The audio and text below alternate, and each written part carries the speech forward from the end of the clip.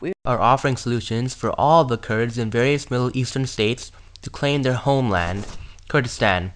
These solutions are not just for the Iraqi Kurds, but to all. Kurdistan encompasses large parts of eastern Turkey, Turkish Kurdistan, northern Iraq, Iraqi Kurdistan, northwestern Iran, Iranian Kurdistan, and northeastern Syria, western Kurdistan. The Tigris and Euphrates rivers are sourced in this mountainous area as well. This area also contains parts of Lake Urmia and the whole of Lake Van. These are the biggest lakes in the Middle East. Let's move on to solution number 1.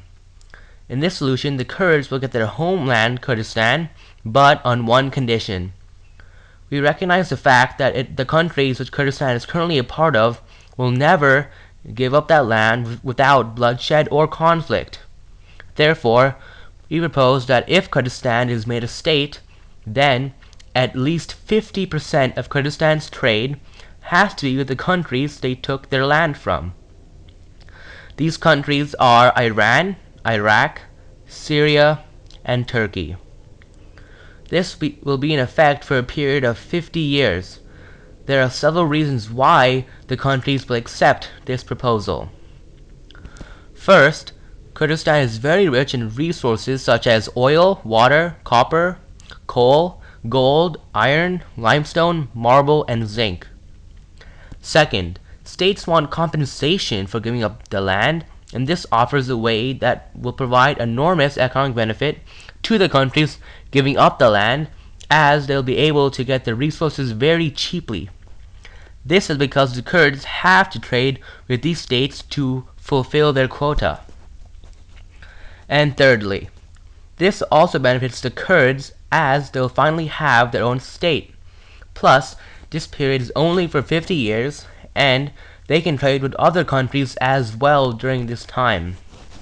This offers some protection to extreme exploitation, as they can still trade with other states.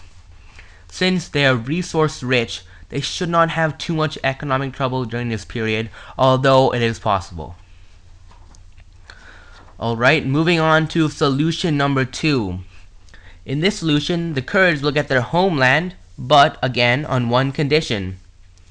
The states which previously had Kurdistan, Iran, Iraq, Syria, and Turkey, will be able to come in and mine/take resources for a period of 25 years. Also, they can only employ Kurdish people to mine these resources and cannot take more than 40% of each of Kurdistan's resources. The states can only mine in areas which had previously been under their control before the formation of the state of Kurdistan. Also, none of the other states are allowed to bring in an army past the border of Kurdistan.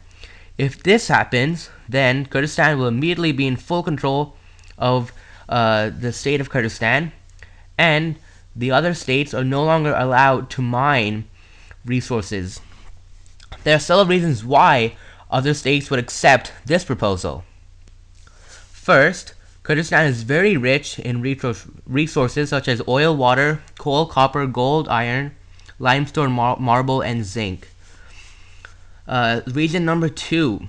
States want compensation again for giving up the land, and this offers a way that will provide enormous economic benefit to the countries giving up the land, as they will be able to mine and harvest a lot of resources. They're also discouraged against using conflict, as they'll no longer be able to mine these resources, and other countries will be mad at them for stopping their mining as well. And thirdly, this also benefits the Kurds, since all the workers will be Kurds, and this will stimulate their fledgling economy. Also, other states will be unable to completely exploit Kurdistan, as there is a resource cap. And finally, the period is only for 25 years as well, and this provides some protection against exploitation.